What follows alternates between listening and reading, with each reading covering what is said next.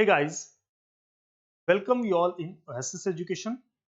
Hope so आप सभी अच्छे होंगे। तो लास्ट क्लास में अपन ने कॉम्प्लेक्स नंबर ये टॉपिक कंप्लीट किया था। आज से अपन नया चैप्टर स्टार्ट करेंगे, that is matrices and determinant. तो अभी तक के अपन ने दो चैप्टर्स कंप्लीट कर चुके हैं। First one is quadratic equation and second one is complex number. अब दोनों चैप्टर से अगर देखा जाए तो एक ही क्वेश्चन पूछा जाता है, बट आज से जो अपन नया चैप्टर स्टार्ट कर रहे हैं that is matrices and determinant, इस चैप्टर से अगर रिसेंट ट्रेंड अगर देखा जाए तो दो क्वेश्चंस आते हैं। बट ऐसा नहीं है कि जितने भी शिफ्ट्स होते हैं वो सारे के सारे शिफ्ट्स में दो क्वेश्चन आए हुए हैं। बट अगर कंपैरेटिवली अगर देखा जाए तो मैक्सिमम नंबर ऑफ शिफ्ट्स में इस टॉपिक के ऊपर दो क्वेश्चंस आए हैं। तो अपन यही मान के चलेंगे अपना लक काफी अच्छा है, और अपन जब एग्जाम देंगे तब डेफिनेटली अपने शिफ्ट में भी इस चैप्टर के ऊपर दो क्वेश्चंस आने वाले हैं।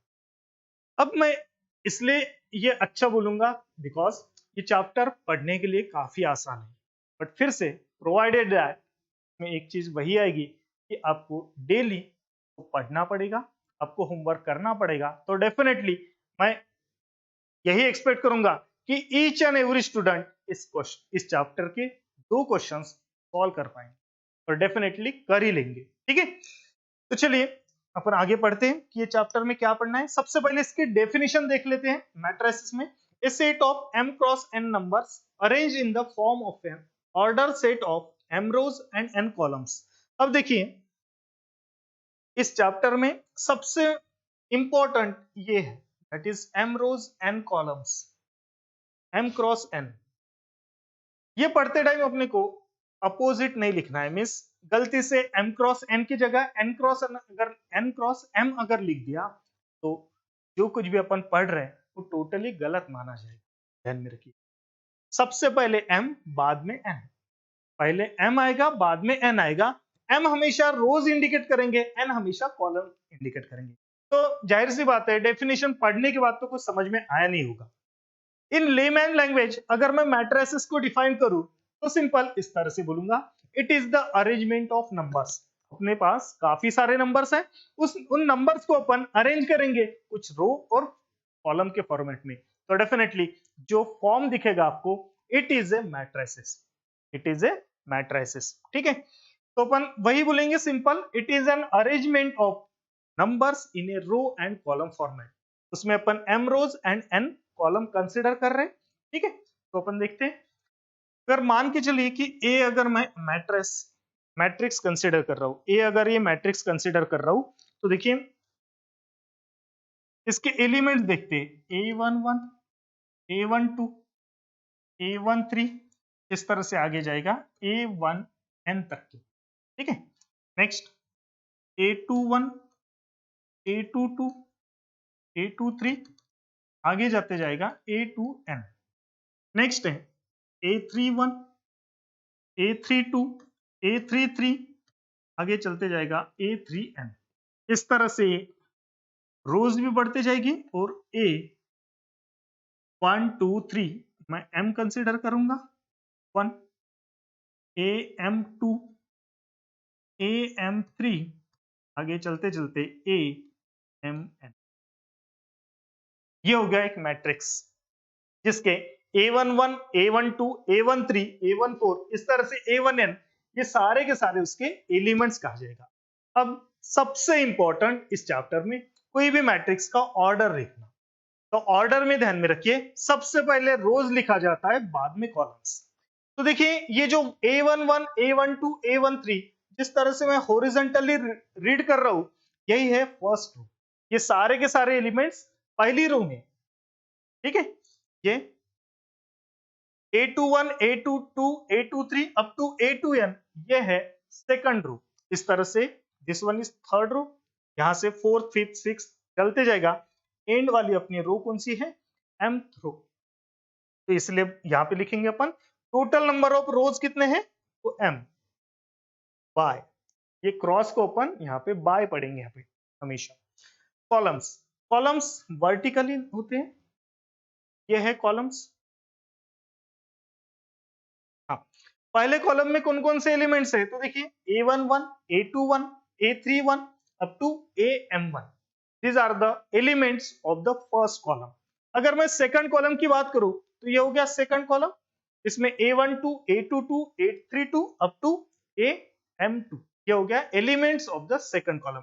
इस तरह से आगे चलते हुए लास्ट कॉलम कौन सा है, A1n means nth column. So total number of column इस मैट्रिक्स में कितने हैं, n। ठीक है, तो ये m by n ये हो गया order of the matrix. This one is the order of the matrix. सबसे ध्यान में रखने वाली बात यही है कि सबसे पहले नंबर ऑफ रोज लिखेंगे और बाद में नंबर ऑफ कॉलम लिखेंगे। इसमें बिल्कुल भी इंटरचेंज नहीं करना है, वो गलत माना जाएगा। सबसे पहले ऑर्डर में स्टैंडर्डाइज फॉर्म यही रहेगा कि पहले नंबर ऑफ रोज लिखेंगे, बाद में नंबर ऑफ कॉलम लिखेंगे। So this one is the matrix A. अब देखिए ये हमेशा मैट्रिक्स ये बॉक्स ब्रैकेट में इंडिकेट रिप्रेजेंट किया जाता है, ठीक है, और उसके अंदर उसके एलिमेंट्स होते हैं। अब एलिमेंट की पोजीशन देखते हैं। मैंने इस तरह से क्यों लिखा है A11 A12। देखिए A11 अगर मैं A11 को इलेबोरेट करता हूं, A11 को यहां पे अगर मैं इलेबोरेट करूं तो क्या होगा, this 11 represents this element present in a first row and first column. A11 represent this one is the element of the first row and first column. अगर मैं A12 की बात करूं तो ये एलिमेंट कहां पे है, फर्स्ट रो और सेकंड कॉलम। ये एलिमेंट कहां पे है, first row and second column. So that's why the name is A12। यहां पे देखिए A23 ये बोलने के बाद ही समझ में आएगा कि ये जो एलिमेंट है ये सेकंड रो और थर्ड कॉलम का एलिमेंट है। समझ में आ रहा है, A23 इस वर्ड से समझ में आ रहा है, this one is the element of second row and third column. इसमें सेम ये जो 2 है ये रिप्रेजेंट करेगा number of row and 3 represent कर रहा है नंबर ऑफ कॉलम, कौन से कॉलम में है। क्लियर, ठीक इस तरह से यहां पे अगर मैं A31 अगर बोलता हूं तो definitely third row first column जो भी नंबर रहेगा उसको अपन A31 इससे अपन रिप्रेजेंट करेंगे, ठीक है। बट देखिए ये जो मैट्रिक्स इतना बड़ा जो है, हर बार इतने बड़े बॉक्स ब्रैकेट से रिप्रेजेंट करना ये पॉसिबल नहीं है। तो हमेशा इन शॉर्ट अपन लिखते हैं ये जो मैट्रिक्स है A is equal to in short AIJ M cross N। तो इन शॉर्ट हमेशा अपन रिप्रेजेंट करेंगे मैट्रिक्स को इस तरह से AIJ, where I represents the number of rows and J represents the number of columns। ये स्टैंडर्डाइज्ड रिप्रेजेंटेशन, सबसे पहले रो बाद में कॉलम। तो देखिए I की वैल्यू आप 1 रखिए, J की वैल्यू 2 रखिए, तो A23 हो गया। A23 एलिमेंट कौन सा है, that is of the second row third column, that is of the second row and third column। Clear, तो हियर AIJ रिप्रेजेंट क्या कर रहा है, इस तरह से अपन बोलेंगे। तो ये जो एलिमेंट कौन से रो में और कौन से कॉलम में प्रेजेंट है ये इंडिकेट करेगा AIJ, where I is for the row and J is for the column. ध्यान में रखेंगे आप। होप सो आपको ये समझ में आया होगा। अभी अपन पढ़ते हैं मैट्रिसेस की डेफिनेशन। चलिए, a set of m by n numbers, definitely अब समझ में आ रहा है। It is a set of m by n numbers. जैसे देखिए इसमें कॉलम्स में देखा जाए तो n नंबर्स है, रो वाइज देखा जाए तो n नंबर्स है। It is set of m by n numbers arranged in the form of an order set of m rows and n columns. ये एक सेट में रिप्रेजेंट किया है m rows के और n कॉलम्स के, इज कॉल्ड ए मैट्रिक्स। इसी को अपन मैट्रिक्स बोलेंगे, जो कि मैंने लेमैन लैंग्वेज में मैट्रिक्स को किस तरह से डिफाइन किया है। ये एक नंबर्स का रिप्रेजेंटेशन है, ये काफी सारे नंबर्स जिसको अपन अरेंज कर चुके रो एंड कॉलम फॉर्मेट, उसी को अपन मैट्रिसेस बोलेंगे। अब कोई भी चैप्टर स्टार्ट करते टाइम उसके बारे में थोड़ा जानना जरूरी है। तो जैसे अभी मैट्रिसेस एंड डिटरमिनेंट, इसका एप्लीकेशन क्या है। तो देखिए जिस तरह से अपन ने बचपन में ये जो एडिशन, सब्सट्रैक्शन, मल्टीप्लिकेशन, डिवीजन ये अपन पढ़ चुके हैं, बट इसका यूज कहां पे आने वाला है ये कभी सोचा ही नहीं। ये आगे अपन पढ़ते गए, डेफिनेटली डे बाय डे जैसे आप बड़े हुए तो आपको ये समझ में आया होगा, आपने कभी प्रॉफिट कैलकुलेट किया जो कि काफी काम की चीज है अपने लिए, डिस्काउंट ये भी आपने कैलकुलेट किया, ये भी काफी काम की चीज है। इन देखिए ये दोनों जो जो चीजें है दैट इज प्रॉफिट डिस्काउंट, इसमें चारों अपने जो फैक्टर्स है दैट इज ऑपरेशंस बोलेंगे उसको, that is addition, subtraction, multiplication, division, ये चारों के चारों अपन यूज कर रहे हैं। मींस ऐसे कुछ एप्लीकेशंस आते हैं अपने डेली लाइफ में जिसका अपन यूज करते हैं। उसी तरह से मैट्रिसेस अभी अपन पढ़ रहे हैं, this one is the basic form. आगे आगे आगे जैसे अपनी पढ़ाई आगे जाएगी, डेफिनेटली मैट्रिसेस का एप्लीकेशन आपको समझ में, इन computer field point of view matrices का एप्लीकेशन काफी ज्यादा लेवल पे है, तो ये अपन अच्छी तरह से समझ लेते हैं। ठीक है, नेक्स्ट, हाँ अभी अपन पढ़ेंगे टाइप्स ऑफ मैट्रिसेस। अभी तक क्या था अपन ने, मैट्रिसेस क्या होता है ये पता किया है, मैट्रिसेस का ऑर्डर क्या फॉर्म में होता है ये पता किया है, मैट्रिसेस को अपन किस तरह से रिप्रेजेंट करते हैं, क्या उसका शॉर्ट फॉर्म होता है ये अपन ने देखा। ठीक है, अभी अपन पढ़ेंगे order, sorry, types of matrices, but that types is totally based on the order.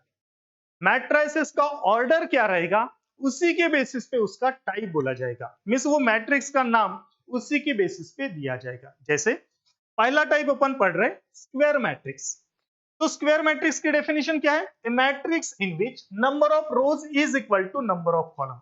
एक ऐसा मैट्रिक्स जिसमें number of rows is equal to number of column है, वैसे मैट्रिक्स को बोला जाएगा स्क्वायर मैट्रिक्स। उस मैट्रिक्स को क्या बोला जाएगा, स्क्वायर मैट्रिक्स। देखिए मैं मान के चलता हूं कि कोई एक मैट्रिक्स ए जो कि जिसमें 3 रोज और 3 कॉलम है, बिकॉज यहाँ पे वही बोला है matrix in which number of rows is equal to number of column. तो 1 2 3 4 5 6 7 8 9, तो ये एक मैट्रिक्स हो गया जिसमें 3 रोज है और 3 कॉलम है, इसलिए इस मैट्रिक्स को अपन बोलेंगे स्क्वायर मैट्रिक्स। अब अगर देखा जाए तो ये मैट्रिक्स दिखने के लिए भी स्क्वायर फॉर्म में लग रहा है। स्क्वायर क्या होता है, जिसमें ऑल साइड्स इक्वल, तो देखिए यहाँ पे सेम अगर देखा जाए तो ऑल साइड्स इक्वली नजर आ रही है, means it is just like a square, that's why such type of matrix is called as square matrix. ये मैंने इसका अगर ऑर्डर देखो तो ये 3 by 3 रहेगा, ये पहला 3 रिप्रेजेंट कर रहा है नंबर ऑफ रोज, दूसरा 3 ये रिप्रेजेंट क्या कर रहा है, नंबर ऑफ कॉलम। ठीक है, तो यहाँ पे दिस वन इज, ये अपन बोलेंगे कि 3 by 3 मैट्रिक्स है, इसी को अपन in short matrix of order 3 भी बोल सकते हैं। हमेशा 3 by 3 बोलना जरूरी नहीं, जब भी स्क्वायर मैट्रिक्स रहे तो अपन एक ही बार रिप्रेजेंट करेंगे तो भी चलेगा। Matrix of order 3 that is 3 by 3। अगर मान के चलो 2 by 2 अगर मैं मैट्रिक्स ड्रॉ करता हूं, 1 0 0 1 1 0 0 2 कंसिडर करता हूं, 1 0 0 2। अब देखिए इस मैट्रिक्स में नंबर ऑफ रोज 2 है और नंबर ऑफ कॉलम भी 2 है, तो ये हो गया आपका 2 by 2 मैट्रिक्स। दिखने के लिए फिर से ये स्क्वायर मैट्रिक्स, स्क्वायर समान दिख रहा है, इसलिए इसको डेफिनेटली अपन यही बोलेंगे, it is A square matrix. अब देखिए अभी तक के जितना भी डिस्कशन चल रहा है ये सारा का सारा डिस्कशन ऑर्डर के बेसिस पे चल रहा है, मींस ये number of rows as well as number of column, इस मैट्रिक्स के अंदर कौन से नंबर्स है क्या है इसके ऊपर अपन कुछ भी ध्यान नहीं दे रहे, सिंपली अभी अपन पढ़ेंगे ऑर्डर के बेसिस पे मैट्रिसेस के क्या क्या टाइप्स है, जिसमें पहला टाइप अपन पढ़ रहे हैं स्क्वायर मैट्रिक्स, जिसकी डेफिनेशन है matrix in which number of rows is equal to number of column, that is called as square matrix. Okay, next है horizontal matrix and vertical matrix. Simple, one and same, दोनों same ही है। First one horizontal matrix, a matrix in which number of columns are more than number of rows. एक matrix जो कोई भी order का है, जो कोई भी ऑर्डर का है, एक मैट्रिक्स जो कोई भी ऑर्डर का है, लेकिन कंडीशन क्या है यहाँ पे, matrix in which number of columns are more than number of rows, number of columns are more than 2 1 4 7 5 1 3 2। अगर ये कंसिडर कर रहा हूं मैं मैट्रिक्स, इसका ऑर्डर देखते हैं तो 2 रोज है, कॉलम कितने हैं 4। ये जो कंडीशन दिया हुआ है ये कंडीशन ये मैट्रिक्स सेटिस्फाई कर रहा है, that is here 2 rows and 4 columns means number of rows, sorry number of columns are more than that of the number of rows. दिखने के लिए आप देखिए ये मैट्रिक्स एक हॉरिजॉन्टल शेप में दिख रहा है, तो that's why such type of matrix is called as horizontal matrix. ये ऑर्डर के बेसिस पे देख रहे हैं, जैसे 2/4 ये मैट्रिक्स अपन ने ड्रॉ किया है, तो इस मैट्रिक्स को अपन हॉरिजॉन्टल मैट्रिक्स बोल रहे हैं, horizontal matrix because it looks like a horizontal. इसमें क्या है, कंडीशन क्या रहेगी, number of columns is always greater than that of the number of rows, then such type of matrix is called as horizontal matrix. दूसरा एक और example अपन लिखेंगे जिसमें नंबर ऑफ रोज कम रहेगी, जैसे 1 2 3 1 4 5, ये एक मैट्रिक्स कंसीडर कर रहा हूं जिसमें 2 रोज है, बाद में 3 कॉलम है। तो फिर से ये जो कंडीशन है ये इसमें भी सेटिस्फाइड हो रही है, देखने के लिए फिर से वो हॉरिजॉन्टल समान ही दिखा, that's why it is a horizontal matrix. Next है वर्टिकल मैट्रिक्स। इसकी डेफिनेशन क्या है, matrix in which number of rows are more than number of columns, number of rows are more than, ये मैट्रिक्स कंसीडर करता हूं। इसमें draw करते time ही अपने को इस तरह से ड्रॉ करना है कि ये कंडीशन सेटिस्फाई होना चाहिए, number of rows are more than 1 2 4 5 6 sorry 7 9। अगर मैं ड्रॉ करता हूं तो देखिए यहाँ पे नंबर ऑफ रोज है 3, नंबर ऑफ कॉलम है 2, तो इसका ऑर्डर हो गया 3/2, इसका ऑर्डर है 3/2, बट जो कंडीशन दिया है वो सेटिस्फाइड हो रही है।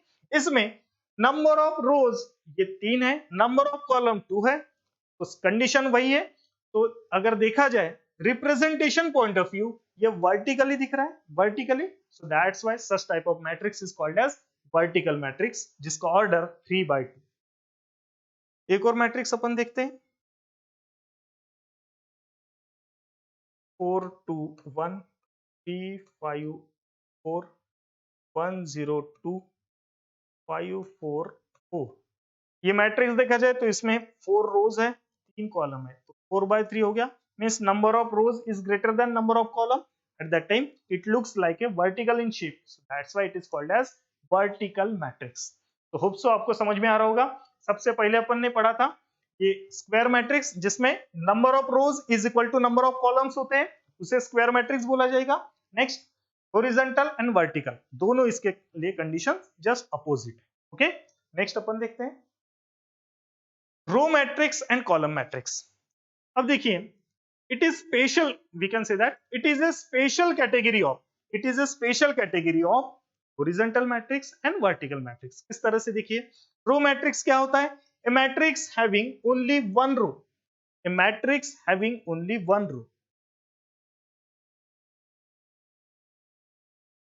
1 2 3 4, ऐसा मैट्रिक्स, एक ऐसा मैट्रिक्स जिसमें केवल एक ही रो रहेगी, कॉलम कितने रहेंगे ये नहीं है, स्पेसिफाइड नहीं है, कॉलम कितने भी हो सकते हैं, कॉलम कितने भी आप कंसिडर कर सकते हो, लेकिन कंडीशन है कि उस मैट्रिक्स में केवल एक ही रो होना चाहिए, तो उस मैट्रिक्स को अपन बोलेंगे, अपन रो मैट्रिक्स बोलेंगे, तो हमेशा अपन रो मैट्रिक्स बोलेंगे। A इज इक्वल टू 5 6 7, इसका अगर ऑर्डर देखता हूं तो देखिए 1/3, मैट्रिक्स में हमेशा रो ये एक ही होना चाहिए, तो उसे अपन रो मैट्रिक्स या फिर रो मैट्रिक्स बोला जाएगा। जस्ट उसका भी काउंटर पार्ट आपको समझ में आया होगा, column matrix, a matrix having only one column, एक ऐसा मैट्रिक्स जिसमें एक ही कॉलम रहेगा। तो देखते हैं 1 2 3 4 अपन इस फॉर्म में लिखेंगे, 1 2, हाँ, तो ये हो गया 4 रो और एक ही कॉलम, तो one column, that is it is A column matrix, it is A column matrix. अब वर्टिकल मैट्रिक्स की भी तो वही कंडीशन है, क्या इसे मैं वर्टिकल मैट्रिक्स बोल सकता हूँ, बिल्कुल। इसमें नंबर ऑफ रोज ज्यादा है नंबर ऑफ कॉलम से, तो इसे वर्टिकल मैट्रिक्स बोलूंगा। तो ये वर्टिकल मैट्रिक्स का स्पेशल कैटेगरी आ गई, जिसमें केवल एक ही रो रहना चाहिए, केवल एक ही रो रहना, सॉरी एक ही कॉलम रहना चाहिए, तो उसे बोला जाएगा कॉलम मैट्रिक्स। ओके, इसके काफी सारे अपन एग्जांपल्स लिख सकते हैं वन बाय वन। नेक्स्ट, हाँ, तो अभी अभी तक के अपन ने जो भी टाइप्स देख चुके हैं वो पास्ट टाइप देखे, that is first of all square matrix, second horizontal and vertical matrix, next है row matrix and column matrix. ये पास्ट टाइप अपन देख चुके हैं।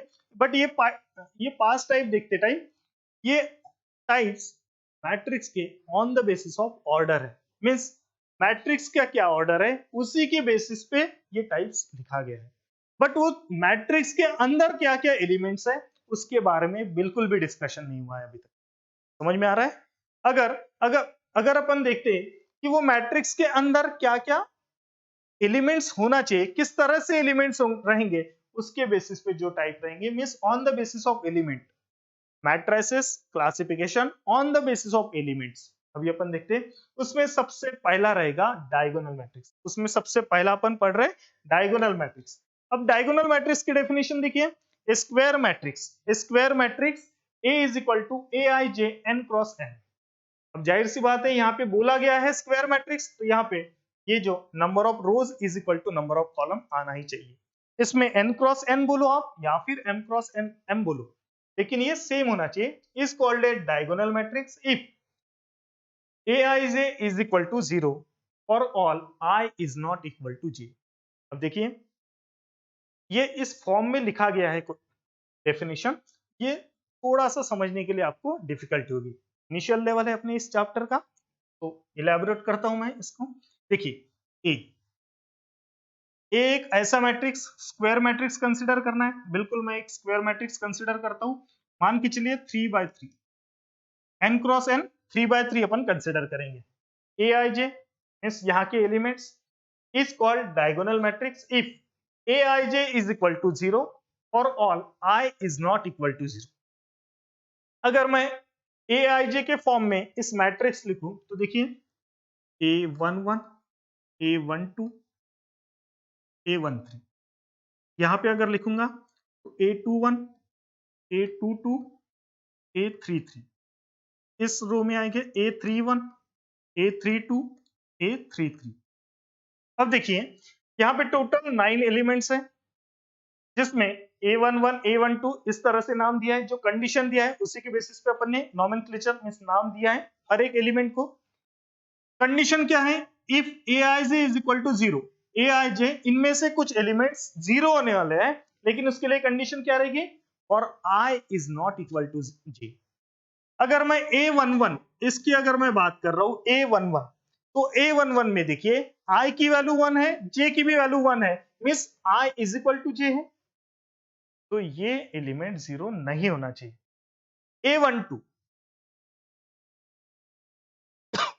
हाँ A12 मींस I की वैल्यू 1 है, J की वैल्यू 2 है, means I is not equal to J। ये कंडीशन सेटिस्फाइड हो रही है। इसके लिए क्या होना चाहिए? इसकी वैल्यू हमेशा 0 होना चाहिए, ये इसका मानना है। तो अपन लिखेंगे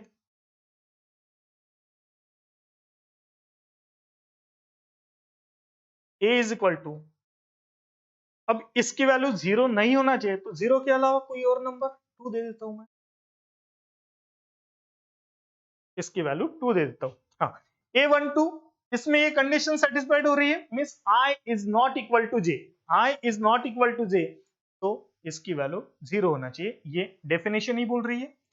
A13 यहां पे फिर से कंडीशन सेटिस्फाइड हो रही है 0।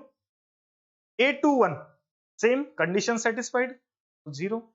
A22 जिसमें I की वैल्यू 2 है, J की भी वैल्यू 2 है, मींस इक्वल है, तो ये 0 अपन नहीं बोलेंगे। 0 नहीं तो फिर कोई एक नंबर कंसिडर करते हैं। फिर से बाकी यहाँ पे गलती किया मैंने, 2 3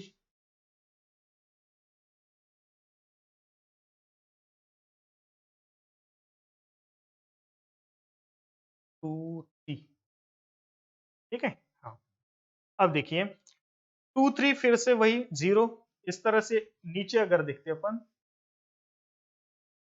अब ठीक है 0 0, यहाँ पे कोई तो एक नंबर 4। अभी देखिए इस डेफिनेशन के अकॉर्डिंगली इस ये मैट्रिक्स लिखा है अपन ने, this one is the generalize form, वो कंडीशन सेटिस्फाइड होती है ये मैट्रिक्स पाया अपन ने, जिसमें डायगोनल एलिमेंट्स। अभी डायगोनल एलिमेंट्स क्या होता है? देखिए जहां पे i is equal to J, ऐसे एलिमेंट्स जहां पे i is equal to J आता है, मीन्स यहाँ पे देखिए a11 i is equal to J, a22 i is equal to J, a33 i is equal to J, ऐसे ये को अपन डायगोनल एलिमेंट्स बोला जाएगा, इसको अपन डायगोनल एलिमेंट्स बोला जाएगा।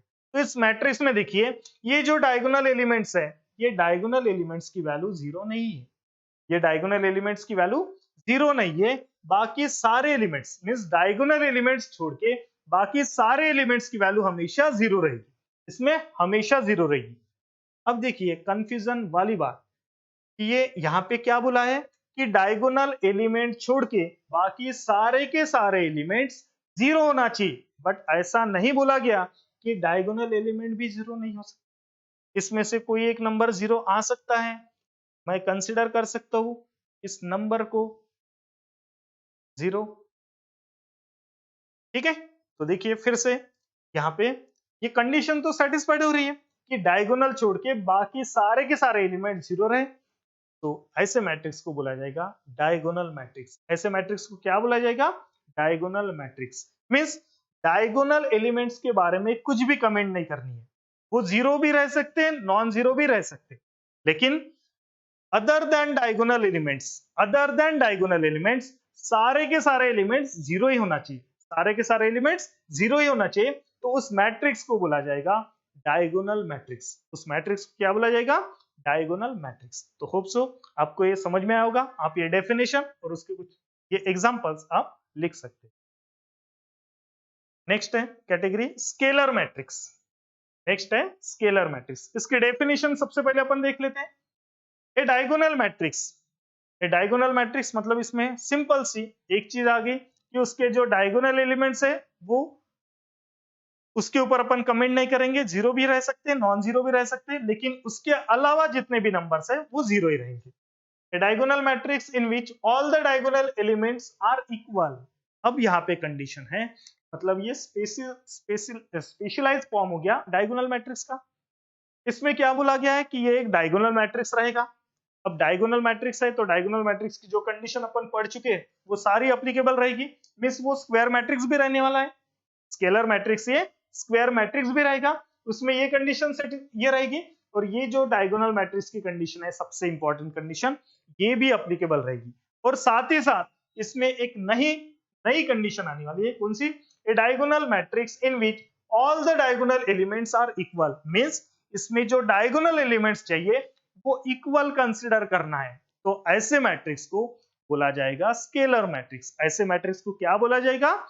Scalar matrix. चलिए देखते हैं, अगर कंसीडर करता हूं ए मैट्रिक्स, अब डायगोनल मैट्रिक्स बोला गया है तो यहां का एलिमेंट छोड़कर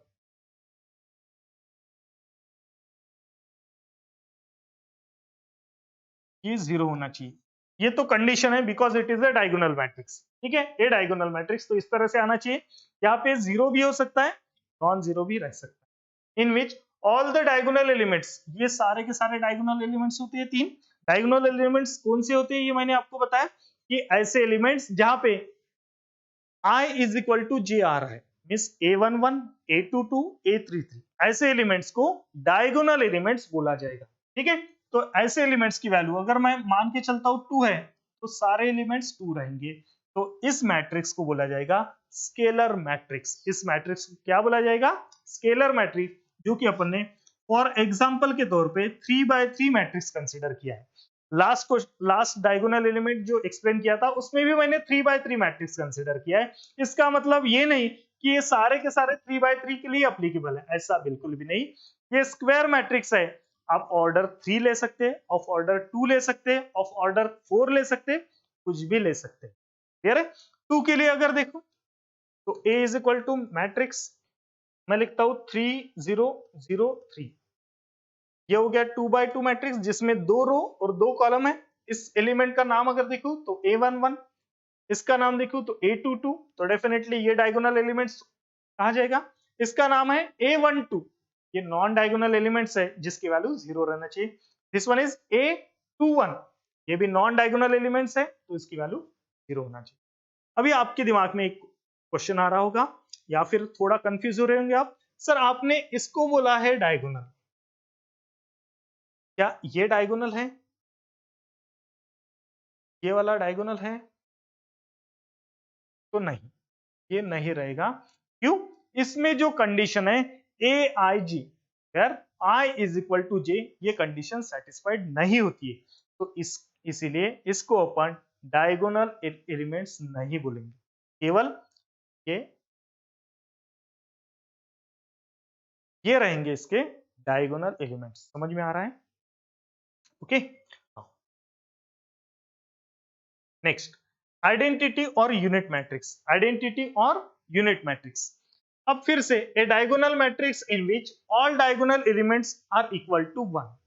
तो फिर से ये भी डायगोनल मैट्रिक्स ही है, ये भी डायगोनल मैट्रिक्स ही है, that is A is equal to, लेकिन कंडीशन ये है कि सारे के सारे डायगोनल एलिमेंट्स इसमें 1 होना चाहिए।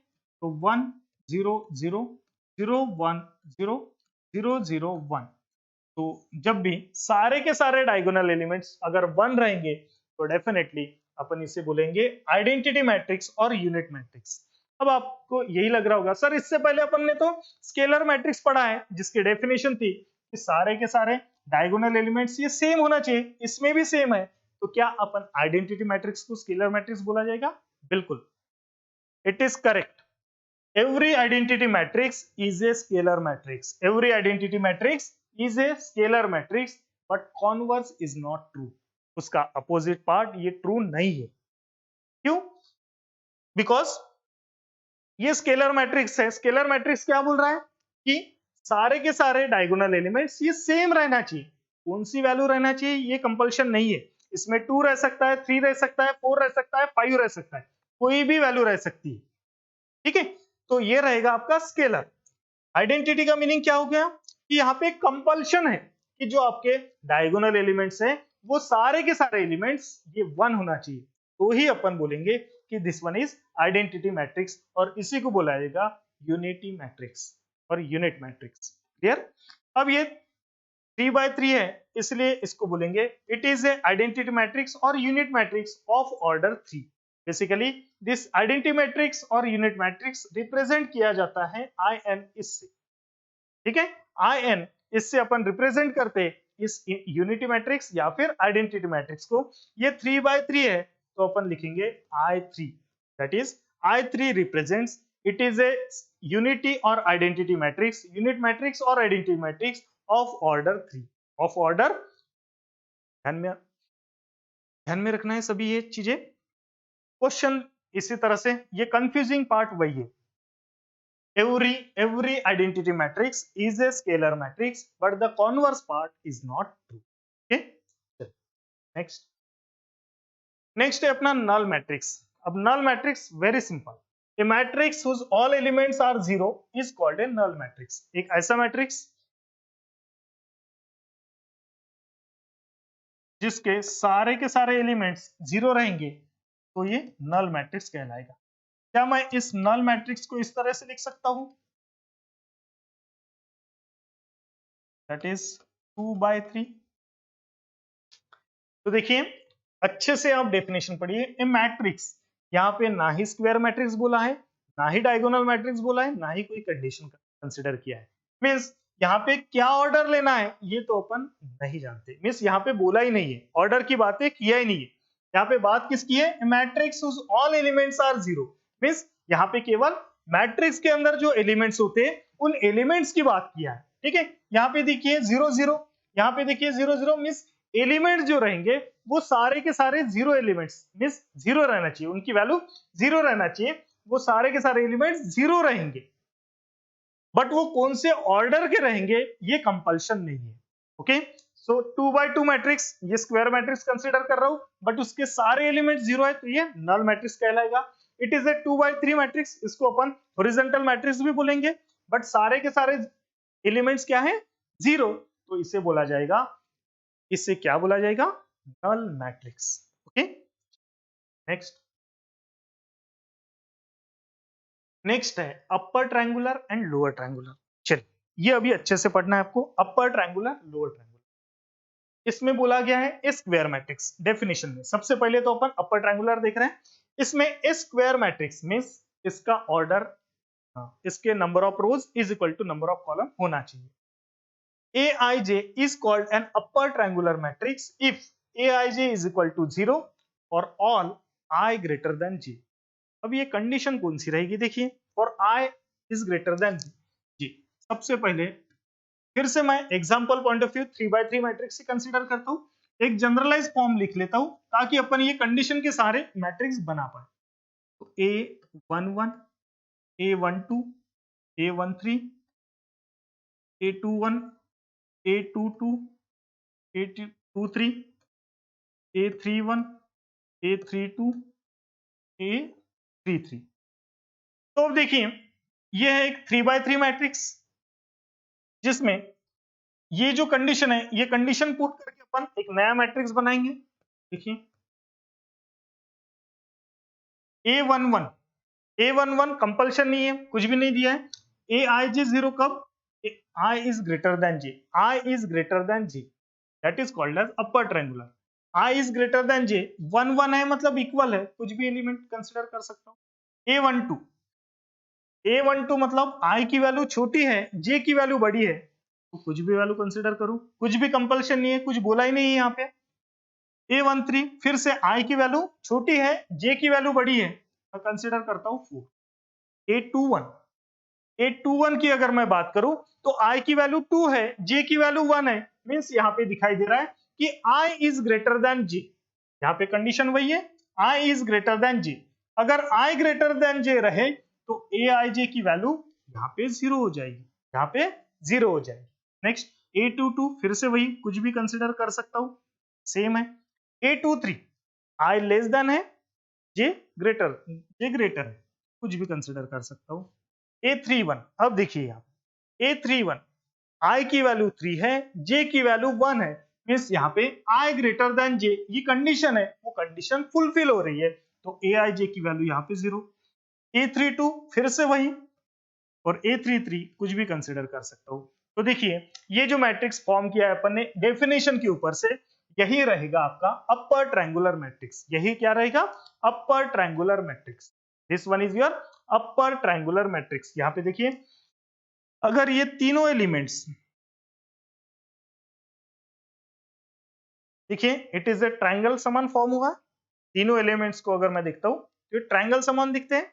अगर ये तीनों अगर जीरो है, अगर ये जीरो है, मींस ये जो एलिमेंट्स है, वो नॉन जीरो रहेंगे या फिर और कोई कुछ भी रहेंगे, लेकिन ये तीन जीरो रहना चाहिए, तो ऐसे मैट्रिक्स को अपन बोलेंगे upper triangular matrix. It is called as upper triangular matrix. Is it clear? चलिए नेक्स्ट है लोअर ट्रायंगुलर मैट्रिक्स। इसमें डेफिनेशन वही, स्क्वायर मैट्रिक्स मतलब ऑर्डर सेम रहेगा। Aij is equal to A is equal to Aij is called a lower triangular matrix if Aij is equal to 0 for all I less than j। अब देखिए फिर से वही एक generalise form already मैंने draw किया है, इसी के ऊपर से अपन कंपैरिजन करेंगे। और I लेस देन j, तो A11 कुछ भी कंसिडर कर सकते हो, इक्वल है। हाँ, I less than j, A12 इसमें I की वैल्यू 1 है, J की वैल्यू 2 है, means I less than J 0। 1 3 फिर से 0, कंडीशन सेटिस्फाइड। 2 3 देखता हूं तो फिर से 0। ठीक है, बाकी सारे एलिमेंट्स आप देखेंगे तो A21 कंडीशन सेटिस्फाइड नहीं होती है, I की वैल्यू ग्रेटर है, J की वैल्यू लेस है, कोई भी वैल्यू कंसिडर कर सकता हूं। यहाँ पे तो इक्वल है, यहाँ पे भी ग्रेटर है, 4 5 और 6। अब यहाँ पे देखिए फिर से triangle form,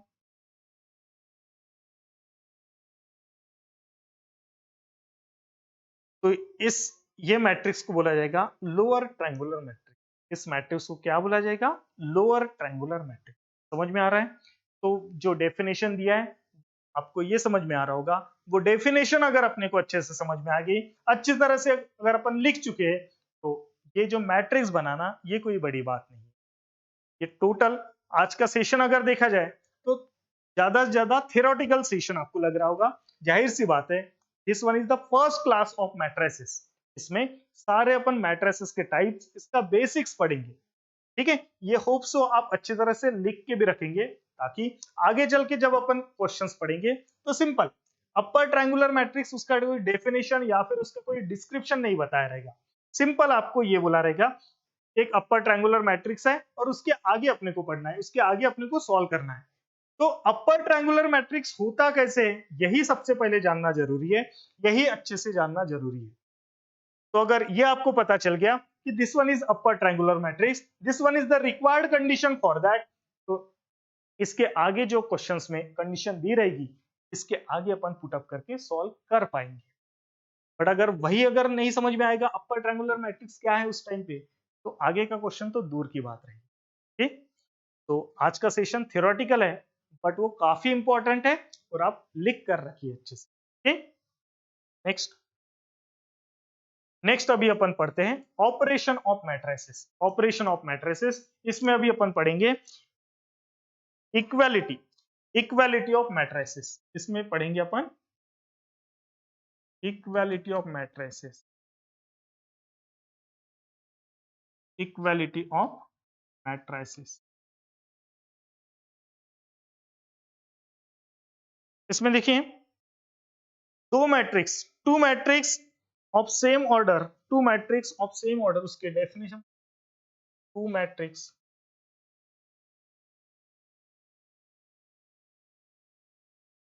two matrix of same order are equal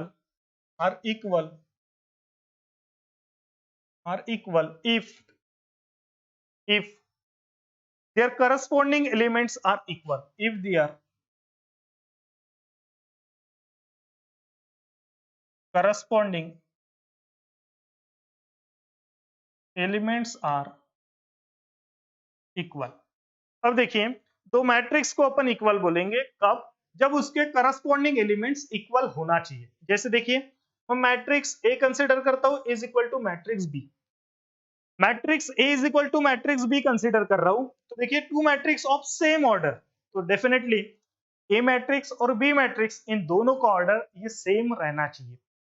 तो ये इक्वल कब रहेंगे, देखिए मैं कंसीडर करता हूं भी 2x2 मैट्रिक्स, तो A11 A12 A21 A22 next is equal to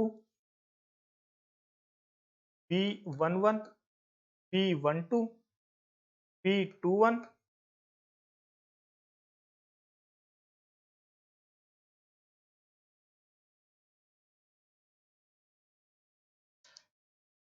B11 B12 B21 and B22। अब देखिए ये दोनों मैट्रिक्स इक्वल है, सबसे पहले तो उनका ऑर्डर सेम होना चाहिए, तो अपने ऑर्डर सेम लिखा है, this one is 2x2 this one is 2x2। ये इक्वल रहेंगे कब, जब उसके corresponding elements are equal, means corresponding elements means देखिए ये A11 और ये B11 ये करस्पॉन्डिंग एलिमेंट है। अगर ये दोनों इक्वल हैं, ये दोनों अगर इक्वल हैं तो अपन बोलेंगे कि ये मैट्रिक्स इक्वल है, means each and every elements, तो उसमें से ये एक वन पार्ट हो गया। दूसरा पार्ट अपन देखते हैं, जैसे A12 और B12 ये अगर इक्वल है तो अपन बोलेंगे कि ये मैट्रिक्स इक्वल हो सकता है। आगे अपन चेक करेंगे A21 और B21 अगर ये दोनों एलिमेंट सेम होते तो पॉसिबिलिटी है। और लास्टली अगर मैं मानता हूं कि A22 और B22 ये दोनों अगर इक्वल है, ये दोनों अगर इक्वल हैं तो अपन बोलेंगे, अब देखिए चारों पॉइंट्स मींस चारों एलिमेंट्स इस मैट्रिक्स को इक्वल है, सेम है, तो अपन बोल सकते हैं कि ये दोनों मैट्रिक्स इक्वल है। तो मैट्रिक्स इक्वल होने के लिए कंडीशन क्या रहेगी, सबसे पहली कंडीशन उनका ऑर्डर सेम होना चाहिए।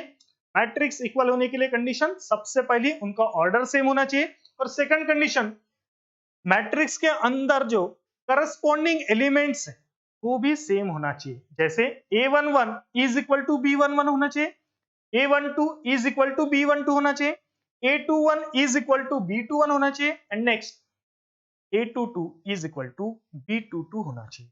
तो अपन बोलेंगे अगर ये सारे के सारे कंडीशन सेटिस्फाइड होते तो अपन बोलते हैं कि ये दोनों मैट्रिक्स इक्वल है।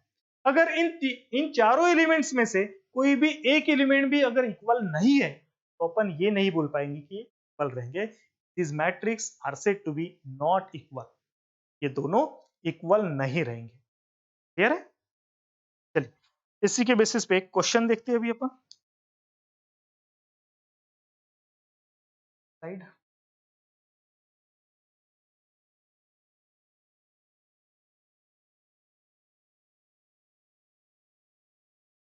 2x प्लस 4 एक मैट्रिक्स ड्रॉ करता हूं मैं।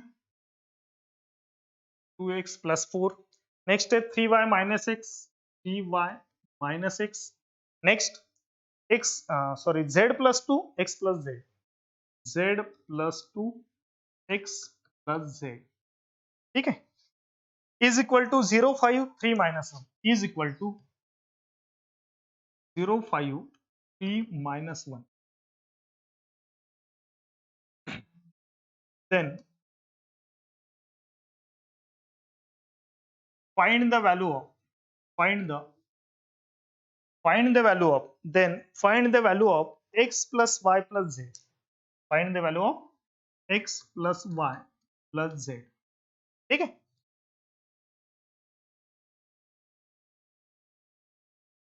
सबसे पहली बात, जो क्वेश्चन दिया है उसमें इक्वल टू साइन दिया है, तो जाहिर सी बात है दोनों मैट्रिक्स इक्वल है, ये दिया हुआ है, ठीक है, दोनों मैट्रिक्स इक्वल है, ये दिया हुआ है, उनका ऑर्डर भी सेम है, उनका ऑर्डर सेम ही है। सेकंड कंडीशन क्या रहेगी कि उनके जो करस्पॉन्डिंग एलिमेंट्स है वो भी इक्वल रहेंगे। तो करस्पॉन्डिंग एलिमेंट्स, ये एलिमेंट जो है उसकी वैल्यू 0 रहेगी, तो अपन बोलेंगे 2x plus 4 is equal to 0। Next ये जो एलिमेंट है इसकी वैल्यू 5 रहेगी, तो 3y minus x is equal to 5। Next यहाँ पे देखिए z की वैल्यू 3 रहेगी,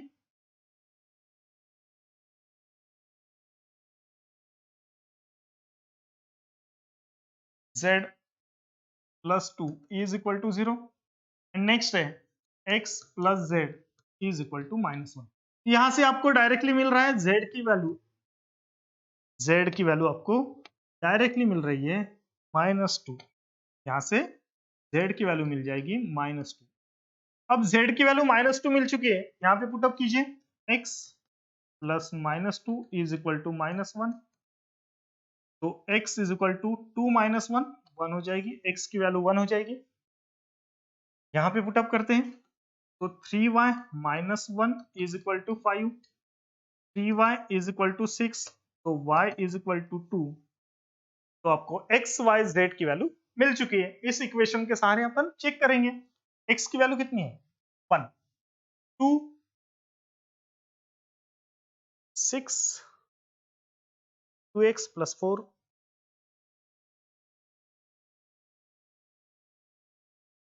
2 माइनस 1, 2 माइनस 1 तो 1 आना चाहिए, z is equal to 1, x plus z is equal to -1, x plus z plus 2 is equal to 3, तो z, ओ सॉरी एक गलती किया है अपन ने सॉल्व करते टाइम, इसीलिए ये इक्वल नहीं आ रहा है। किस तरह से देखिए, ये जो x प्लस 2, ये जो x प्लस 2 है, यहाँ पे मैंने 3 तो इंडिकेट किया है, लेकिन लिखते टाइम मैंने 0 लिखा है। देखिए x plus 2 is equal to 0, means 3 की जगह 0 लिख दिया, तो डेफिनेटली अपना गलत होना ही है, तो ये कंप्लीट ही गलत हुआ होगा, क्योंकि शुरुआत अपन ने इसी से किया था। तो ये सारा का सारा पोर्शन कहां से, ये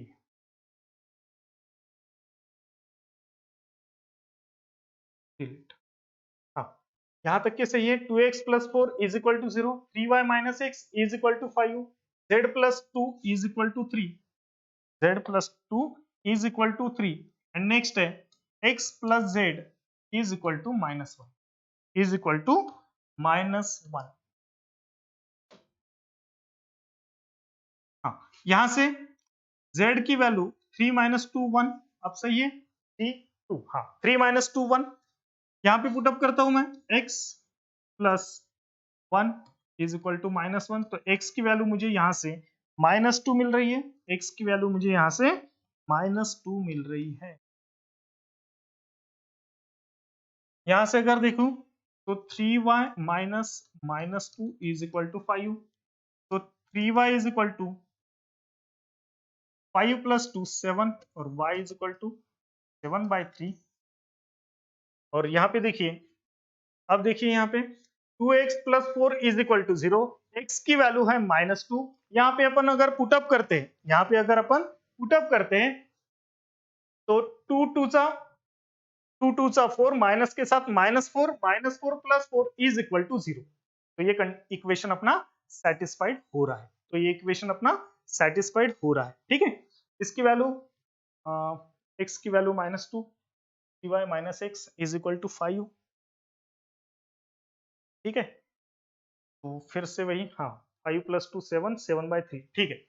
तो देखिए अभी इस तरह से अपन एक्स वाई जेड की वैल्यू कैलकुलेट कर चुके हैं, फाइंड आउट कर चुके हैं। अभी अपन देखते हैं x plus y plus z, इसमें आप वैल्यूज पुटअप कर लीजिए तो डेफिनेटली आपका आंसर आ जाएगा। आपका आंसर यहाँ से आ जाएगा, that is x plus y plus z, तो इज इक्वल टू क्या आएगा, -2 प्लस 1 प्लस 7/3, जो कुछ भी आएगा that is x plus y plus z, ठीक है।